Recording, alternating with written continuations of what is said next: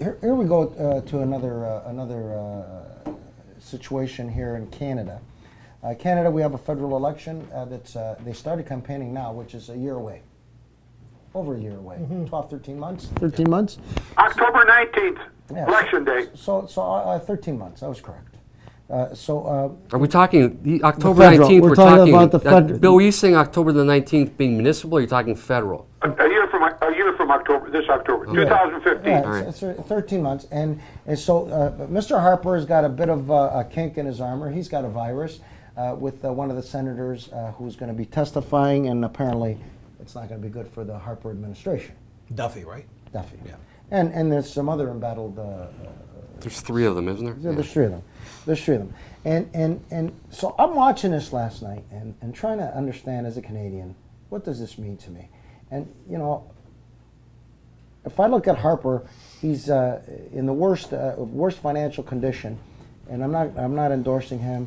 I'm just telling you fact. In the worst economic condition known to mankind, the only country that was basically unscathed was Canada. We were very stable. People didn't lose their houses like in the States, like in England and in Germany, in France. Spain went bankrupt technically. Greece went bankrupt a couple of times. Portugal, basically almost like countries that are insolvent. The Italians have had their issues, but Canada completely unscathed in one of the worst economic situations since the Great Depression, right? Since the great fall of the stock market. And so I see Stephen Harper speak, and he's been around a long time now. You know, his group has been there a long time, and everybody, I mean, every politician has a hump. Every politician has something. You know, nobody's perfect, right? And then I see Justin Trudeau last night, and I don't know, maybe call me stupid, but I don't see this guy as a leader. I don't see him. I know his father was a great man. I was a big fan of Mr.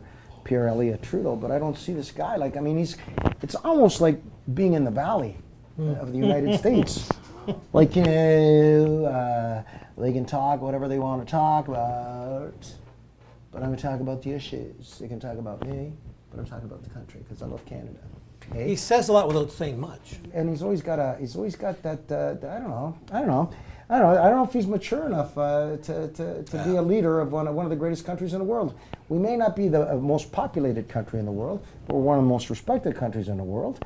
We have a great standard of living in this country, and I don't know. What's your? Said if his last name was Smith, we wouldn't be having this conversation. I mean, he's looked at like a gentleman who has the prodigal son. And you know what? The thing too is like the Liberals ramrodded this guy up to the front of the podium, made him the leader. So it's always easy when you're part of the opposition to rattle off your mouth and say whatever you want. Once you get in power, we'll see what you're made of. We've seen what, and you just mentioned it, through all the troubles, the economic troubles of the world, you look at Canada. Canada's been, you know, for the most part stable. I mean, I'll also say this. I'll say this about the U.S. too. The U.S. gets hit by things that have to do with nature, floods and all this stuff there, and that erodes into the stability of the country. Well, we get hit by nature. Not too. like that. Well, no, Western Canada. We've had that river takeout. Billy, what's your take on Mr. Trudeau? Do you believe he is the prodigal son? Oh, no, Frank. I just as soon leave it at your consensus of it because that's the nicest thing I've ever heard said about this. I'm not. I am not apolitical. I am very much conservative. I am so proud of our Prime Minister that I'm offended that somebody like Justin Trudeau would run against him. I mean, he should pass. But he's more popular than Stephen Harper right now in the polls. Oh, of course, but hey, wait till they start fighting. This guy will go down like a stone. Okay, so let me tell you something. You know, it always kind of reminds me of the Americans, where the Republicans for the last 2 or 3 elections have not put a strong leader, and you know they bitch and complain about the Democrats, but the Democrats keep winning, right? So here, the progressive conservatives in the last few elections, 3 elections, 4 elections, the Liberals have put some pretty weak candidates out there. Like I mean, the last guy looked like Never looked sincere. He might have been a, Romney? no, in Canada. In Canada. The one who has a movie now. Look, honey, I shrunk the party. Michael Ignatieff. Michael Ignatieff, right? And then before him, Stefan Dion. Stefan Dion was. They were just unlikable leaders. Yeah, but then we also had the fact that we had I mean- a potential capable replacement, someone who I could didn't challenge remember him. Yeah. I'm talking about when Jack Layton died. That basically wiped out that party because they were that. He was that. Please. You tell him, Billy. You tell him. Billy, am I wrong, Billy? Am I wrong? Tell me, Billy, am I wrong if I'm... He's wrong. He's wrong. Go ahead, He's Billy. wrong. You're wrong. You're wrong. You have observed very accurately the charade that went on. And don't tell me about Jack Layton. That's all I can tell you. Jack Layton is a wonderful man. Bob. He God rest is his what soul. you But Bob receive Ray it is the in only- your own mind, but I don't buy the bullshit. But Bob Ray, and I'm going to say I think you Bob said Ray. Bob Ray 4 but times. Bob Ray was the only legitimate contender to be a leader of the Liberal Party. This guy was a turncoat. He I went, don't I get- want to be part of this opposition. I'm going to go to this party now. As Come far as on. I'm concerned, the only reputable, viable leader with all the leaders, and you know, He was Mr. for- Ambrosia put one of the leaders. I didn't even forgot that he was in there. Stefan Dion. Yeah, He was Stefan atrocious. Dion. Yeah, but you know, a nice man. They said he Just was a nice not man. likable, though. Anyways, Bob Ray, very astute politician, very likable. He's a traitor. Turncoat. Right. All right, Frank, Frank. traitor. Come on, Give me a Frank. fucking politician who's not a traitor. This guy And was I- the ultimate traitor. Anyways, He was, I agree with I'm Perry. just going to tell you this.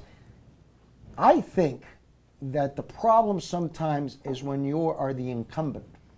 You are always on the defense. Absolutely. Because the guy coming in doesn't have anything to, he's got no skeletons other than a doobie here and there.